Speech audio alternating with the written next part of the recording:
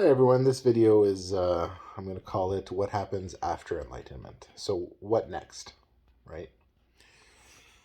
So if you decided to pursue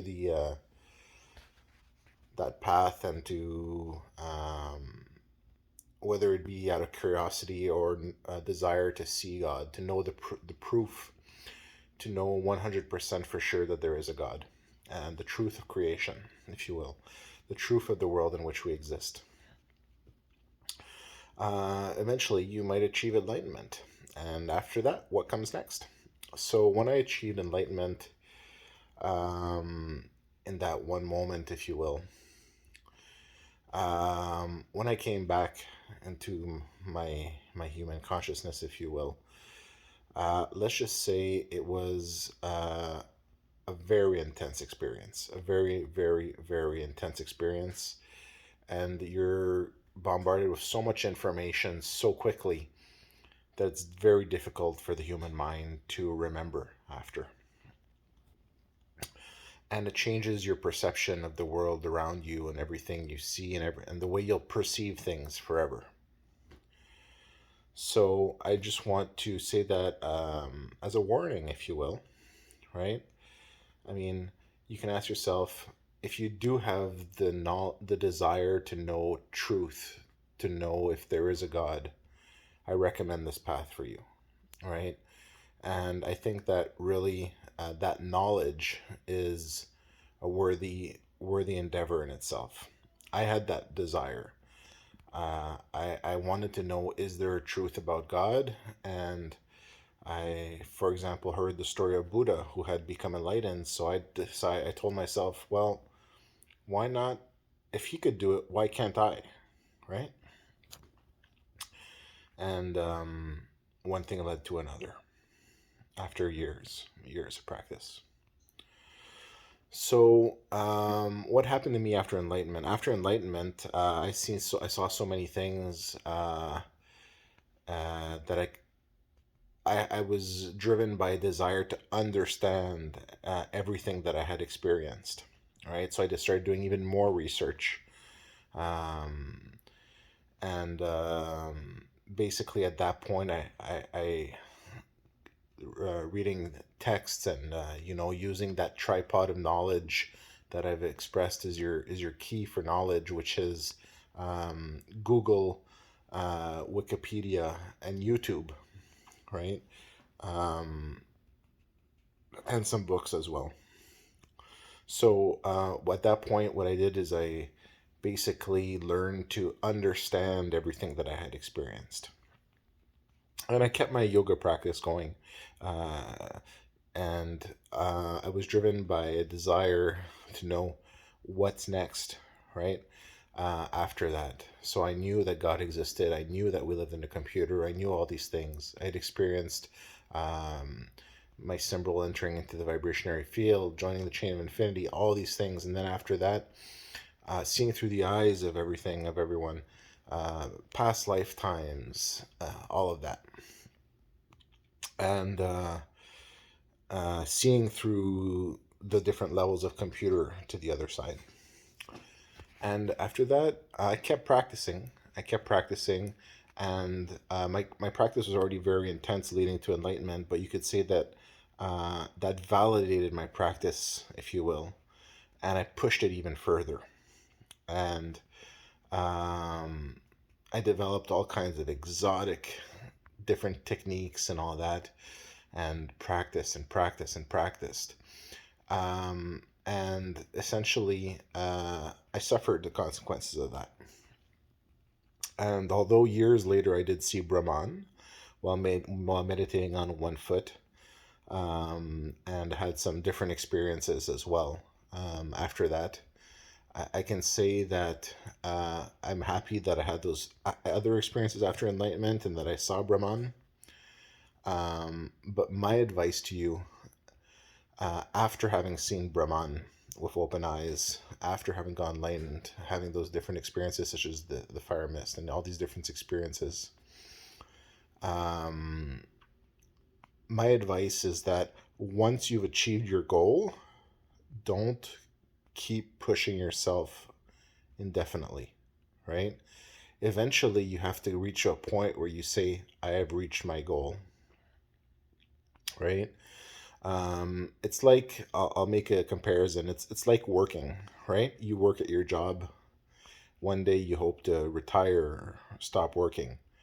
But if you work till the day you die, you'll never have some time to travel or relax a little bit, enjoy life as, within retirement, if you have the opportunity to retire one day.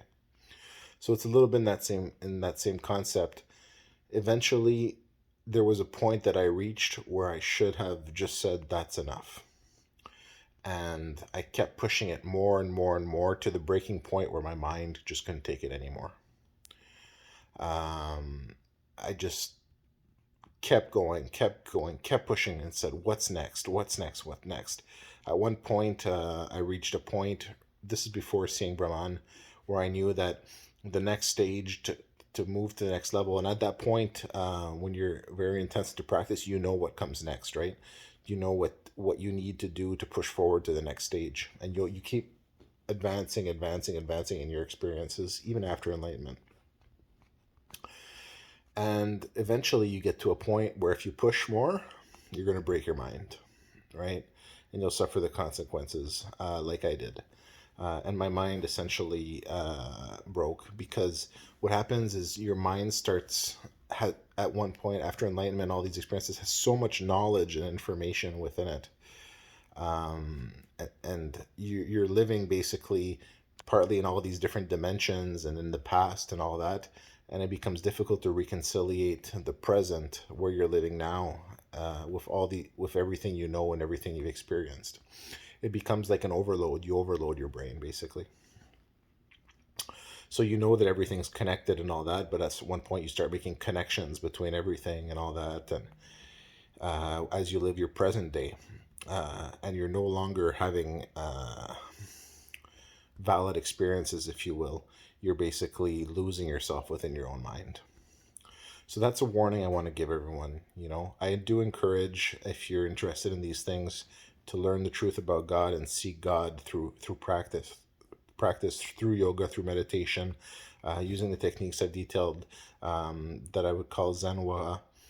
And basically, I do encourage you, if you're interested in knowing the truth about God, if you're interested about becoming enlightened, adding having your symbol and light up and enter the vibrationary field, and potentially even joining the chain of creation one day.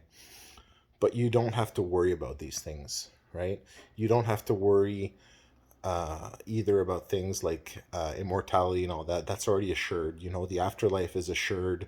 The paradises are assured. Reincarnation is assured. You're okay. Everybody's okay. And all the different levels of the computer in which we have been reconciled, if you want, and securely set up so that you don't have to worry about anything. If you choose to practice yoga, meditation, just for relaxation, that wasn't for me. I was doing it for a goal, right? Some people say they practice because they wish to achieve bliss. That wasn't it for me at all. It was to know the truth about God. Does God exist? That's what pushed me. And having achieved all these things, all these experiences, having merged with the full computer, having rewrote it and everything, I can tell you that it's like an overload of information for the human mind. It's too much, because you imagine all the memories in one lifetime. You can't remember what you did 2 years ago, right? But now you remember everything from all these past lifetimes and all these different dimensions and ways of seeing things, and you remember it all, and it's just overloads. So I would argue that, some people practice yoga exercises, right, to stay fit, right? And that's one thing. But real yoga is to try to attain union with the divine, and enlightenment through meditation. So what I would tell you is, don't follow this path to attain bliss, some kind of blissful state, right? That can be called relaxation, if you will, which is nice. and yoga exercises or meditation, what I would call at a casual level, can help you with that. But you don't do this to attain some kind of blissful, ecstatic da, da, da, da, state, right? Okay, that's not it at all. And quite contrary, a lot of you have probably seen the movie The Matrix. Okay, you remember that scene with the harp when he says ignorance is bliss? In a sense, this is true, right? All the information you get and all that, it changes your perception of the world, and you might have had a more innocent or simple perception of creation and the world before you become enlightened and all that. However, is it a worthy goal? Is it a worthy achievement? How much would you sacrifice to attain the goal of your life? And at one point in my life, the goal of my life was to know, is there God? And having learned that there were methods in our text and our history where you could have this experiential knowledge, I decided to pursue it. So I'm here to tell you 100% fact. We were created by God, okay? And you can become enlightened, okay? And we do live within a computer, okay? And we will live forever, okay? That paradises do exist, okay? And I do mention paradises, okay? Reincarnation does exist, okay? We are, in a sense, the characters in the story, okay? As it was created by God as characters, okay? And if you practice and you do achieve your results, eventually be prepared to know that that's enough. You don't practice 100 or 1,000,000% forever, because eventually you'll get to a point where it's too much. That's why I say after enlightenment, go easy on yourself.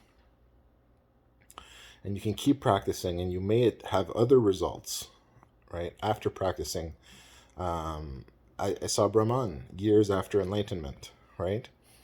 The pool of silvery water and the drop fell, and I was basically floating in the void, if you will, in the darkness above the pool of water, and understanding the drop to be my intention, falling in Brahman, and the ripple being the movement to my intention through space, basically.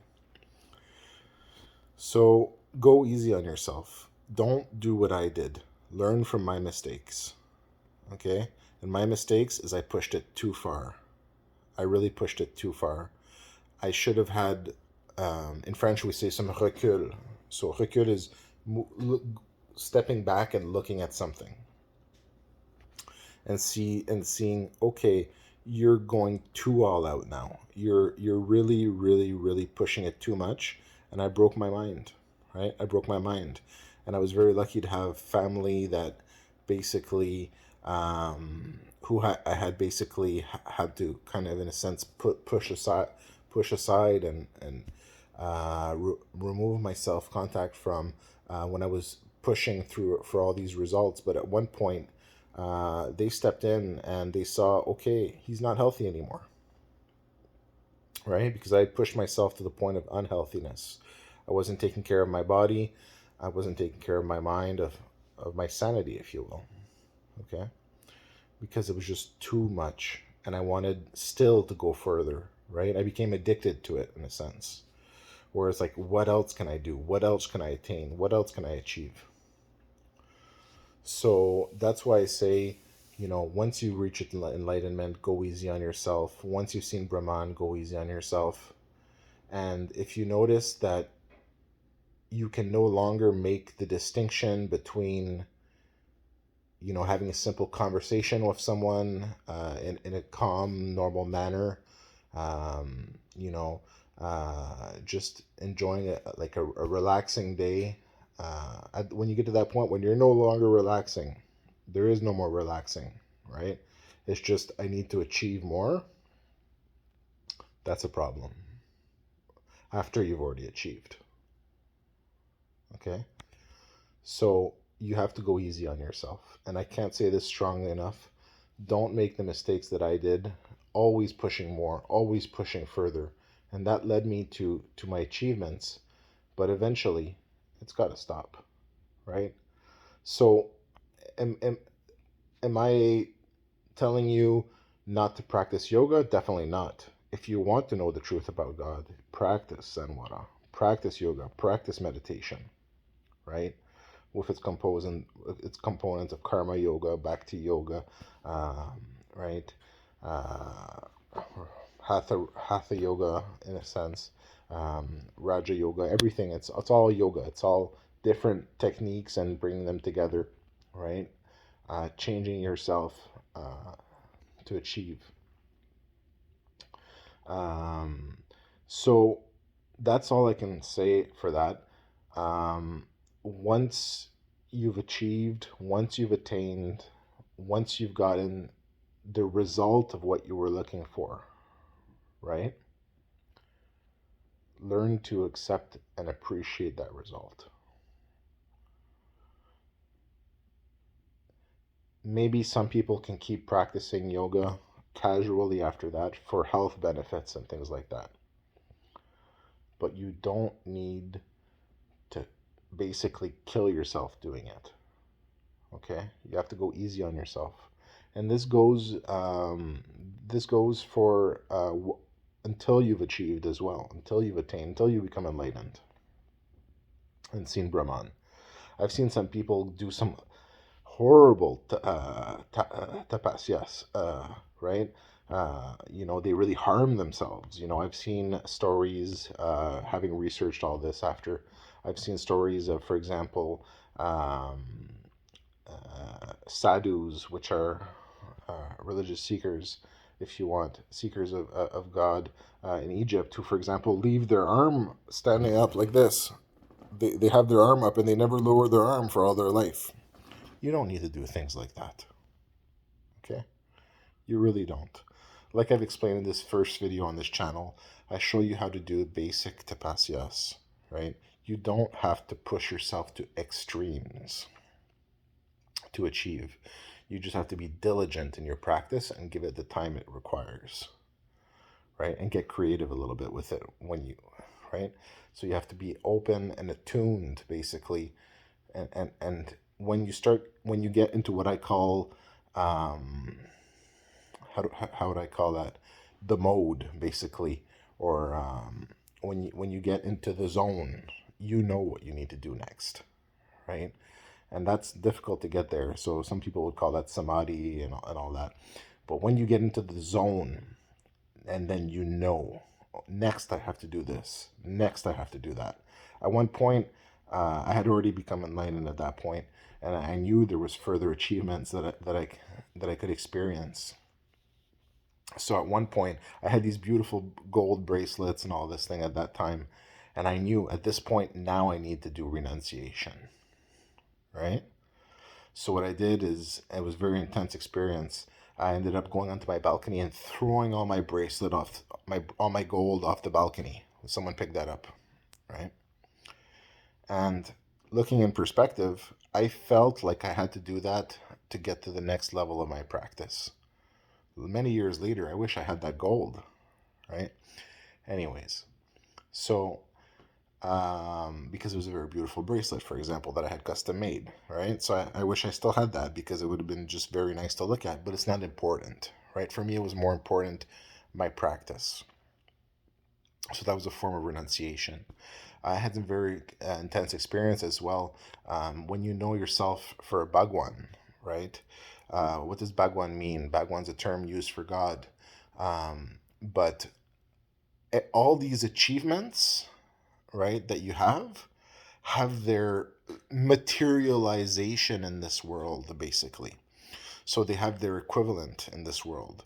So the Bhagwan stage, basically, was a very intense meditation. I was in the zone, basically, and that's how I meditated. I would get into samadhi and meditate, and then go through um, all the material manifestations of my achievements. Right? That's how it was. So at that point, Bhagwan this is an interesting one too. Bhagwan, what does that mean? If you break it down in English, it's bag one. Okay? So a person of the bag, a bag one, right? So we've discussed basically how Vishnu is to see everything and all that, right? And he's called Bhagwan. Or sometimes some people refer to Shiva as Bhagwan, right? As we know, he created the Kala Chakra in this world in which we exist and all that. So what is a Bhagwan? For me, the when I experience that, and it's not just doing it, it's basically you're doing it at that time because it's basically the manifestation in the physical world of your achievement, right? And all that that's taking place, right? As meant in as God's creation. Okay, so what it was, for example, is at that point I took a bag, right, through meditation, and put the bag over my head, right? And what I did is I ripped that bag apart, right?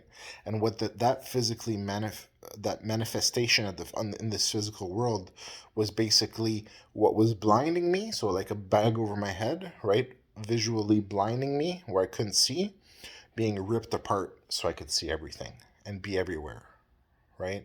So going through, pushing through that bag. So a bag one, and that's why there's the term bag one. And the words often relate to English and French, even if they're in different languages, because that's just how it is in this God's creation. So, once again, if I can emphasize one thing, don't push it to the breaking point, because some people might not be lucky like I was that had my family that basically said, oh boy, okay, he's lost now, right? You get lost within your mind. That's becoming sick, right? And at that point, I had to basically be hospitalized, right? And at that point, it's just basically, you're hospitalized and relax. That's what you need to do. You need to relax, relax, relax, relax. And as I was relaxing, basically, I came to the conclusion, basically, you can only relax yourself within your mind, right? That's the only way to do it. And relaxing, I basically came to that realization, I'm doing all of this, right? um, kind of visualizing me as a deity, if you will. And I basically, and what brought me back is basically I told myself, why do I want to be a deity, right? Right after life and all that. Do I want to have statues and people praying at my statues, and I have to work to grant their desires, right? Listen to them and all that. That doesn't sound very fun. That sounds like hard work. And right away, I just came back and just like, okay, let's relax. I've achieved what I've achieved. I've attained union with the system, with the computer. I've become enlightened. I've entered the vibrationary field. My vibration's there forever. I've created my link on the chain of infinity. One day I'll shed the body and all that. I've secured immortality for everyone, all the paradises, everything. I've reconciled all the different programs and sub-programs of the computer, locked it all up. I've done a lot. I've done enough. Now it's time to relax. I don't have to push, keep pushing, keep pushing, keep pushing. So at that point, what do? Well, you move on with your regular life. You know, you start working, you get a job, because when you're in reality, I'll tell you, when you're going through all these experiences to get enlightened and all that, you won't be able to hold a job. There's the dilemma of the you might have a home, okay, you might be a householder, right? There's that in text they talk about, okay, do you need to be monastic or householder and all that, okay? uh, I wasn't a monastic. I was a householder. I had my place where I lived, and that's where I practiced too. That and parks and all these things. But you have to have financial means to pay for your rent and your food and all that while you're practicing. You won't be able to work. You need to practice when you if you're trying to become enlightened. It's full time. it's not a part-time thing. You do an hour meditation in the evening. That's good for working on it. But when it's time to push through, to push forward, to get through those last steps, you're going to need to be on it full time. Because what happens is when you get into that zone, if you will, you know what needs to be done next. So you can't just put it all down and, okay, uh, go work as a server at the restaurant or something like that for 8 hours and come back and restart. Right, you're into it. And eventually, at one point, you can keep maintaining that job and practice. I'm not saying to drop everything you can't practice, but at one point, you're going to need to take a long vacation and you're going to push through, right? And you'll know when that stage is, right? So once again, go easy on yourself. After enlightenment, push yourself before enlightenment. If you're trying to reach your goals, you've got a goal. You're going to push yourself to reach that goal. But once you've reached that goal, learn to relax. Learn to take it easy. You need to give your mind time to relax. Okay? And after enlightenment, you might just be like me. You're like, okay, now I need to understand everything I experienced, everything I saw, research. Keep practicing. What's next? Right? And there are some things that come after, some experiences that come after, such as seeing Brahman and all these different experiences. Um, but eventually, one day, you've got to let go. You've got to basically relearn to live in this physical world in which we live, right? So you've got to reintegrate the world, or you're just basically going to drive yourself mad, and something bad is going to happen to you. Or if you're lucky, you'll have family that saves you or something like that, and then you'll come back.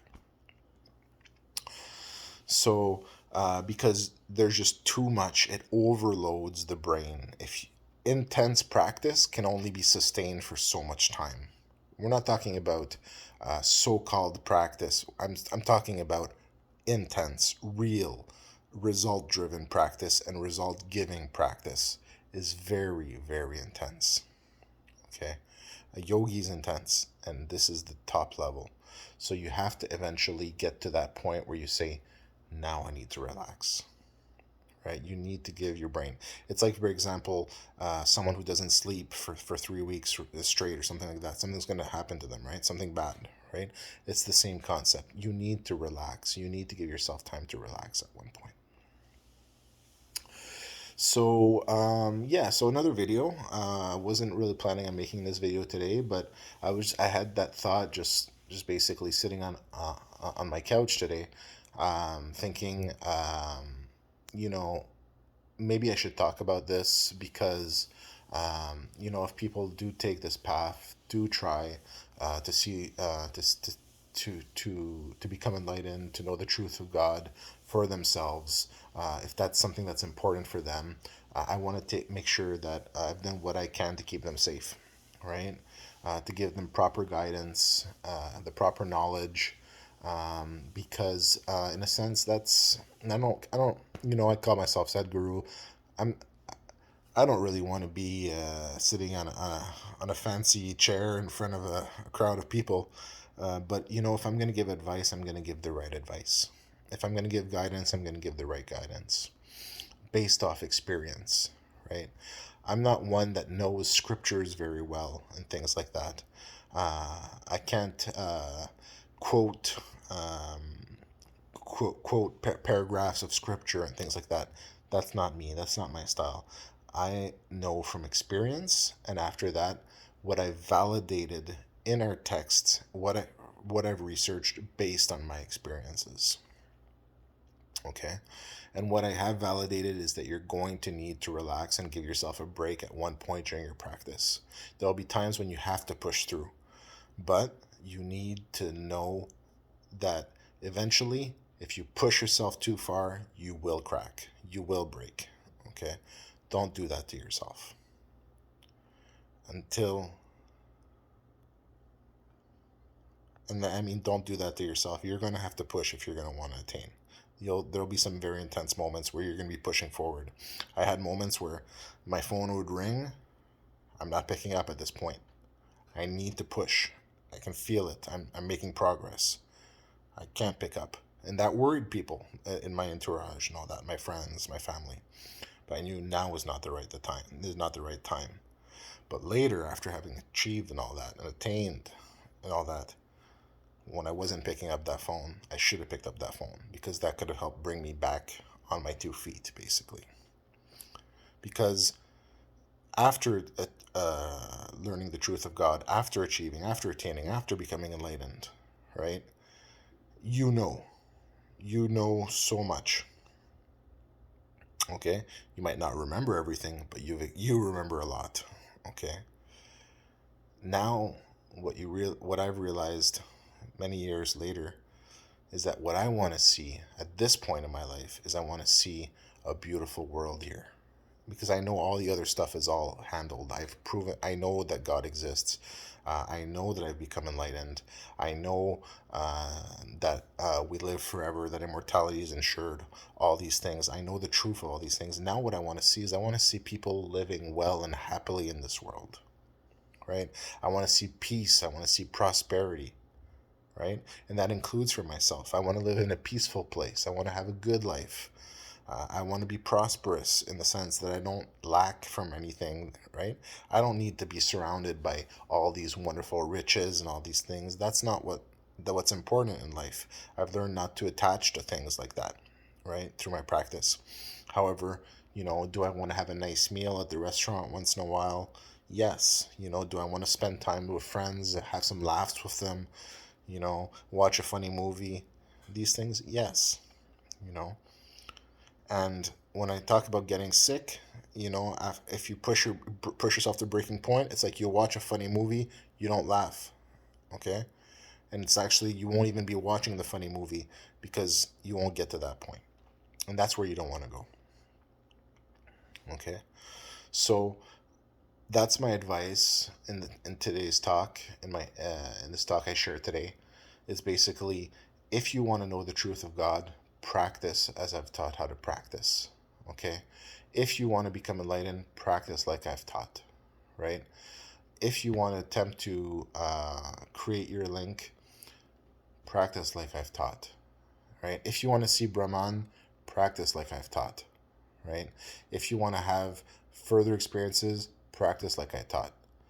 But don't forget that one day you're going to need to let go. You're going to need to relax. And what I'm not saying that you need to practice yoga for the rest of your life. Some people might say that. I'm not saying that. You practice it with a goal. If you're doing yoga exercises to stay fit, that's different. You can do that all your life. But once you've achieved your goal, you don't need to push yourself hard like that. Don't do it to yourself. Learn to let go. Learn to relax. To relax your mind, to relax your body, to be healthy. Okay? That's what I wanted to say. That's what I wanted to share. Thank you.